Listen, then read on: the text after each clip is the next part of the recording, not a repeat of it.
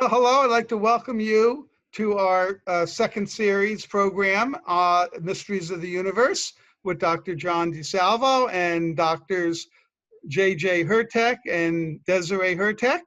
And we're going to continue talking about the Great Pyramid of Giza and the pyramids of Egypt and the Keys of Enoch, which is Dr. Hurtak's famous book that, again, I recommend all of you to read.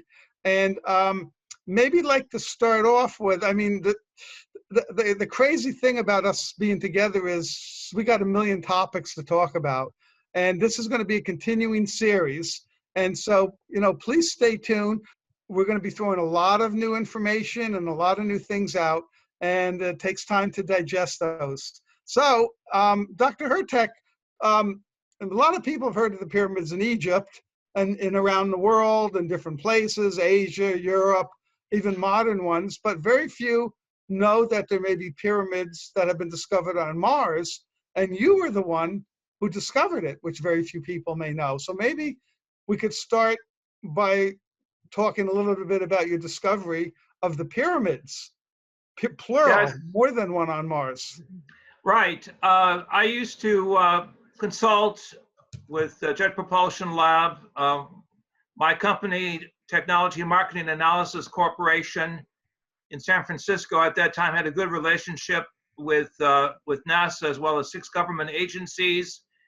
And I had the opportunity to work with several of my colleagues involving remote sensing technology. One thing led to another. And of course, I was interested in using what we now call remote viewing, the ability of the mind to reach out and look at distant places without technology. And so I was also involved with researchers that had worked with Stanford Research Institute in Northern California, as well as on the East Coast of the United States, Dr. Andrei Puharich being one, who worked with the US military, as well as with astronaut Mitchell, who tried some very unusual experiments in outer space without technology, where he used the power of the mind to send mathematical codes back to some of his friends on Mother Earth. And so I had the opportunity to see through remote viewing what I call pyramidal formations on the surface of our sister planet Mars, and share this information with friends of mine at NASA before the probes of Mariner 9 and later Viking 1 and 2 went to Mars. To make a long story short, what I saw visually and paraphysically turned out correctly. And so I asked NASA authorities if I could have permission to take some of these pictures from the missions of Mariner 9 and publish them in the Keys of Enoch, which I did. And I'm showing one to the audience right now from Key 104. You see the 4 pyramids in the Elysium Quad Triangle of Mars, 4 forming the quad triangle, major and minor pyramids, each with 3 sides. Now, Mother Nature doesn't work with mathematical geometries so precise. Of course, at that time, Carl Sagan was arguing that these were simply objects formed by the super wind blast on the surface of Mars, regolithic mantle buildup, et cetera, but I had argued, no, there were other features that were too precise, too repeatable, and thus we had to take a second look. Well, I could not publish this information of my image enhancement of the pyramids. Nonetheless, I had the opportunity to publish it in my book, which for all intents and purposes was considered to be a metaphysical text at that time. Right, so if you look at it, you notice that there are actually 4 pyramids. So it really looks like a type of grid structure. I know there's a lot of material that's come out with the face and other situations that say this is a pyramid and this isn't a pyramid, but these are really very specific. And we feel it really needs someone like the Martian to go back and take a serious look at what's there on Mars. We actually do feel, Mars has no atmosphere at this point. And, but it probably did in the ancient past, because we know that water was on Mars. So we're talking about really millions of years ago, and some reason, maybe because of some sort of comet or whatever, are something to do with the inner core of Mars, that it lost its atmosphere. So even people now trying to terraform Mars actually find that it would be very difficult, because without the magnetic field, which seems to be missing at this point, that we have, we probably couldn't maintain the atmospheres. But way in the distant past, and this is even the Zulus talk about their culture connected originally with Mars. Well, let's go Yeah. back to the basic question that you asked. I was the first person to publish this information publicly. I'm talking about document DAS 07794853 from the Mariner 9B frames. This was very important. I was able to speak on international television, for example, Good Morning Australia, later in the 1980s. But the information was out in the early 70s. We had great difficulty because scientific publications would not take this information, even as a possibility. Nonetheless, I discussed this with friends who were part of the Viking 1 and Viking 2 mission. They refused to have the cameras train on the Elysium Quadrangle. So that's another story, thinking that these were simply natural artifacts or forms of geometry through supersonic winds. To the contrary, I argued that there seems to be a geometry of life that repeats itself. And we find this also mentioned in the myth structures of the major cultures of the world, such as Desiree just mentioned, the Zulus of East Africa, who tell us in their legends their ancestors came from the planet Mars at a time of what they call a great change. When a great storm took place, essentially we're now confirming the fact that all major cultures of the world have the Martian story of conflict or destruction of the surface of Mars, and we, in essence, are the byproducts. And even NASA scientists we've talked to said that Mars was in the Goldilocks zone of evolution. You know, I wanted to add too that, you know, we've been good friends and meeting for many, many years, and I've seen some of your original data and dates, and I can vouch that, you know, you were the discoverer of this in the first one. And you even put a section in my book, Decoding the Pyramids, which I have up there, but I'm afraid to take down because everything will fall. But I'm very grateful for you to allow me to reprint some of your pictures. And I tell you, I'm not a geologist, I'm a scientist, and they look like pyramids to me. They do not look like natural formation. So I think it's great that you're finally getting credit for your discovery, because this to me is one of the greatest discoveries of the 20th century, because the idea that there are pyramids on Mars opens up a whole new paradigm of the history of Mars and who could have been there. How could it evolve life? Right, so let's take a look at that, because you have also a biological background. And what's very interesting now is that there were meteorites that had fallen mostly in Australia and the South Pole. And when Goddard, NASA's Goddard, did a test of this, because originally they saw adenine and guanine, which are two of the bases. And they thought, well, maybe it was contaminated, but they did more and more testing. They found out, no, that two of the nucleobases for our DNA is found in outer space. So we have this interesting article on our website called panspermia. It's an ancient, Greek concept, but really it seems to be a valid concept. It means the universal seed of life, or what we would call the protogenetic formula of evolution that is there in all directions as we look with a telescope. Let me just follow up a little bit on the biochemistry aspect of this, which I was a professor of biochemistry, and I'm very interested in DNA and nucleotides.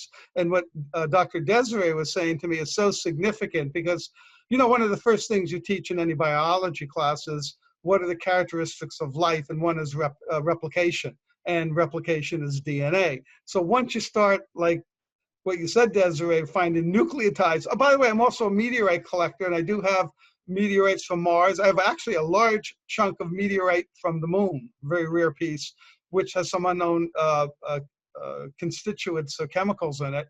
So this is exciting for me to know that DNA nucleotides are found in meteorites. You bring up finding structures that don't look man-made, it's especially on Mars, and the history that you go into of ancient cultures and pyramids, it all ties together. So this is why this is so exciting. If our listeners are seeing us merge science, astronomy, ancient history, all kinds of things together. So anyway, I wanted to get that in, but to me, this is one of the most exciting discoveries in terms of possibility of life on other planets and even pre-existing life on Mars. And how we got here. I mean, I think that's the important thing, because you probably taught all your students that, after a long time, these elements, adenine and guanine, cytosine and uracil or whatever, all came about here. But now we're starting to see at least 2 of those being already in outer space. This is really confirmed by NASA. Anyone can go check it out. So what does that really mean? That means that we're really much more connected with space than we've already been told. So this information is very important to juxtapose the biological and the astrobiological with human traditions and cultural traditions that accept the fact that the great civilizations of Mother Earth recognized that Mars was somehow possibly sharing the same biosphere with Mother Earth. It was much closer at the time, and there may have been some sort of communication between the planets. This was later suggested again by researchers dealing with the indigenous people of South and Central America. What I'm saying to our audience right now is, if you're interested, look at the Keys of Enoch, because one of the great artists who helped illustrate the book was the wife of one of NASA scientists who work in deep space. The picture that I'm showing you is the opening picture to the book called The Keys of Enoch, which shows the Great Pyramid and the Scroll of Esther in the background.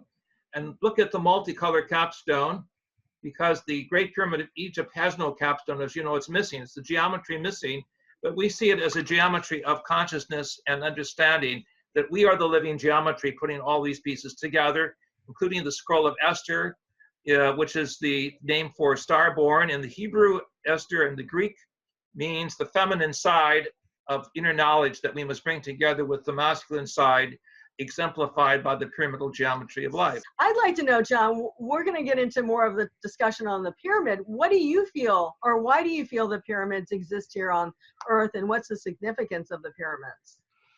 Well, that's a million-dollar question. Maybe I should premise it, if I should say that I honestly believe no one really knows how old they are, even though I do believe they way predate ancient Egypt dynasty. So they weren't built by the ancient Egyptians. So they could be 10, 20,000 years old. I don't believe no one really knows their exact purpose or who built them or how they built them. There's, oh my God, hundreds of theories. And as you probably can tell, every week I get a new email from someone who's discovered it. So, but my hunch, my basic feeling is that the Great Pyramid predated all the other pyramids in Egypt. So when the ancient Egyptian civilization originated, that was there. And they had no idea what it was, because notice all the pyramids since then that were built are much lower quality. They don't have anything like the interior chambers, the granite. So they tried to replicate it and they had no idea. I believe it has something to do with moving into other dimensions in a metaphysical way. And Joe Parr felt this also. He felt it could have been a time machine, possibly. Before he died, we were working on that. And I was going to also mention, if those have access to past Ancient Alien shows, the one on Secrets of the Pyramid, the last 10 or 15 minutes, I discussed Joe Parr's work on the pyramid and talked about some of this. But I also had a theory that, how a mummy looks? Doesn't it look like almost like a spacesuit or something? So can you imagine the ancient Egyptians discovering a mummy and not sure what it is and think it's some kind of mortuary thing, but it was actually a spaceship or a spacesuit or something to travel into other dimensions or to time. And so they didn't understand what they were looking at. And then it mutated into the idea of burial in terms of the Egyptian mummy. It's kind of a way out speculation I have. But my feeling is that it has something to do with, Joe Parr discovered also that in his pyramid experiments, when the pyramid is lined up with Orion and the sun, that's when there's an orb, an energy field that surrounds the pyramid that is impenetrable. And his pyramid in his lab would fly off the base of his centrifuge into the wall at certain times of the year when you had this alignment, almost like it was a conduit. And that had to do with a neutrino belt. And it's another interesting thing Joe found out, that once a day, no matter where the Earth is, the base of the pyramid will point to the center of the galaxy, not the universe, but the galaxy. And we're talking about Alpha Sagittarius era as the center that most astronomers would start out with, and the outward thrust of the pyramid being also the sign for the vortex of energy. We find even in indigenous societies, people building primitive pyramids, or what they will call the mounds of ascension. Right. So when you were talking, I was remembering Palenque. And if you go into the pyramid of Palenque, you find the lid having that king that looked like he was riding on a spaceship. And, you know, the Mayans revered also Orion. They looked at the lower part of Orion. So they liked the 3 stars, and they also like Safe and the star that's also on the bottom. So they considered that the father figure. And then, of course, you go to Egypt, and there's, as you've read many times, some of the ancient papyri saying that Orion really was the home of the gods. And Dr. Hurtak cites this also in the Keys of Enoch in Key 108. And we also have a picture that he did. And this is all back in the 70s. We love Robert Bauval, but, you know, basically this is something we were talking about for we did this, while. We published 20 years before Bauval. This is one picture showing the star shafts.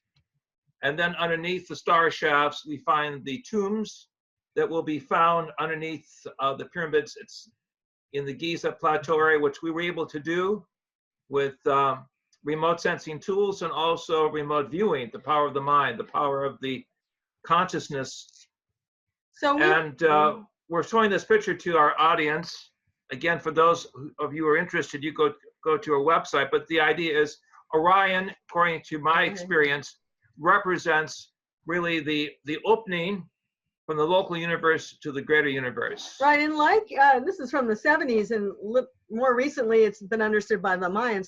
One side actually points to, you know, the guy with the sword, like the swordsman of Orion, and the others points to Alpha Draconis, because basically you follow the other star shaft in the Great Pyramid, and you do get to the Bear and the Draco constellation. So really it's showing almost the duality of the realm. But in the language of science, it is entropy, the destruction that comes from the dragon that pulls us down into new cycles, and the concept of entropy, or the electrification of matter, that shows from the sword of Orion the ability to reach upwards and to connect with ongoing evolution that is seated in the universe. And so the Egyptians referred to this as Intzak, the region of the imperishable star god. So I was interested, because of my higher consciousness experience in 1973, to look at all possibilities.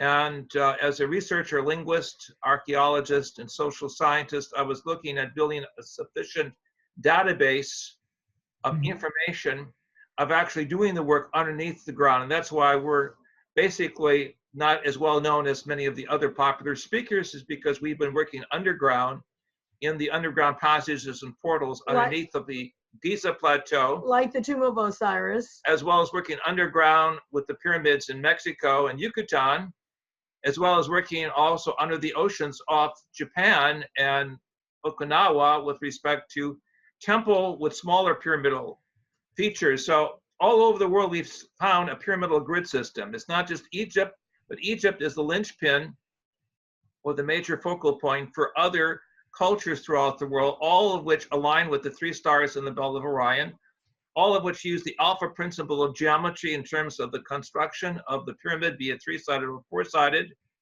all of which also do not bury people inside the pyramid, but see it as an energy vortex for communication, sound, elevation, as well as for sociological management. And let me say one more thing, John, and then turn it over to you. You know, you were mentioning about your associate that the pyramid would point to the center of our Milky Way, which would probably be Alpha Sagittarius.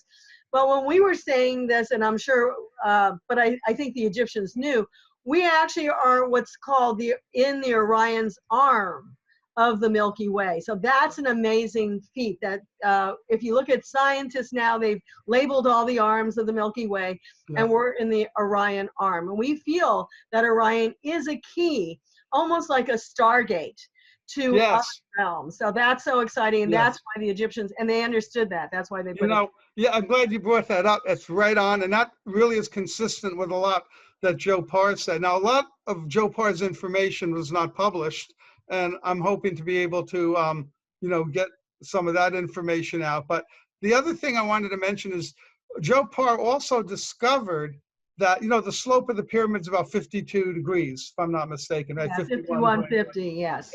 That if you hit the Great Pyramid with an audio amplifier of sound at 52 hertz, 52 cycles per second, you produce an energy field, like a vortex around it. There's too many correspondences, many. This is our work. This is our work on with acoustical physics. Yeah, yes. Actually. So, but it tells me that it's not just some primitive culture that built this. They had to know incredible science and technology, and like you said, astronomy. And but Joe also felt the pyramid had something to do with time. And again, unfortunately, he passed away before we could pursue that. But one of my closest friends is Dr. Ron Mallett, who's a physicist at University of Connecticut and is one of the world's experts in time travel. And actually is trying to build a time machine. And be interesting to see how physics and the study of the equations of time may work their way into our study of the Great Pyramid. You see, this is like we're merging. JJ, you said this in our last show. We are merging a lot of disciplines also.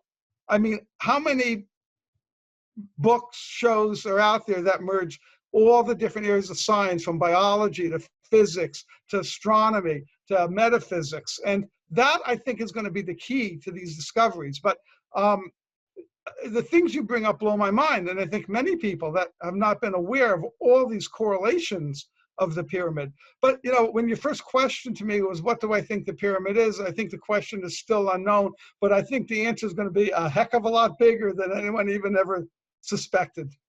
Right, we say at least a dual use, if not a triple use technology as well. So I think it's important to say that you and Dr. Hurtak Dr. Hurtak's part of your organization called the Great Pyramid Research, because I don't think we mentioned that in the beginning. Yeah, Great Pyramid of Giza Research Association at gizapyramid.com, GIZAPYRAMID.com, gizapyramid.com. And Desiree, why don't you give out your website again too?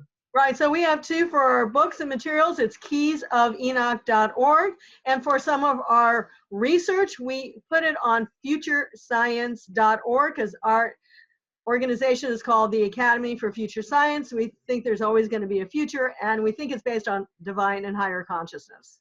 Oh, I wanted to mention about your book, The Keys of Enoch. Those pictures, those illustrations, and don't forget, I got a copy for decades from you guys.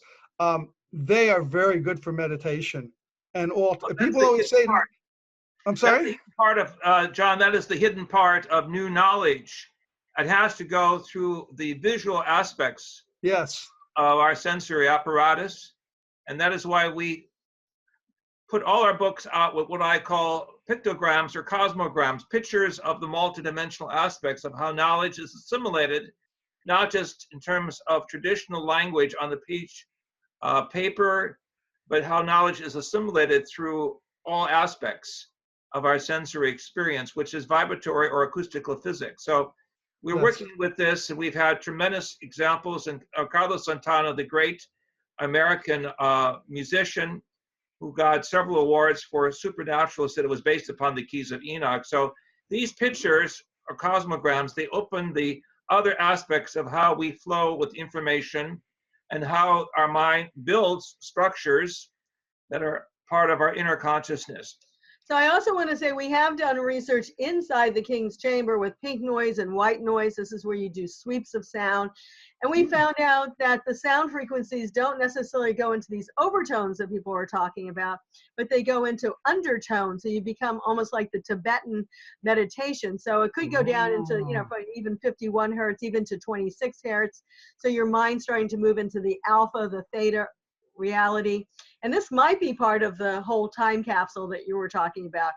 That's interesting. That's fascinating. People see the walls dropping away because their mind's getting into that and they're extended out into space. And that's just from one experience. That's not really, chanting a whole night or, several days in there.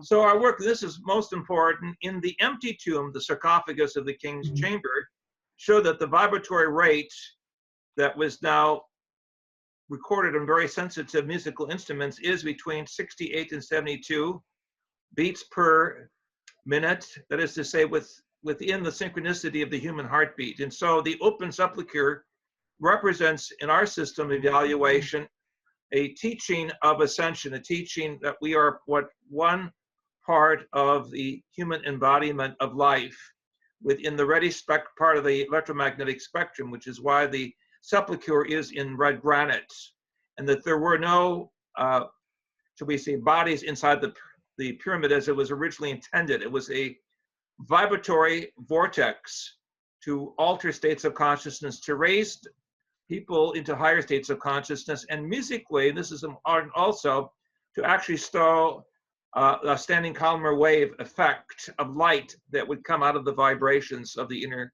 sanctuary, the grand gallery, and the king's chamber.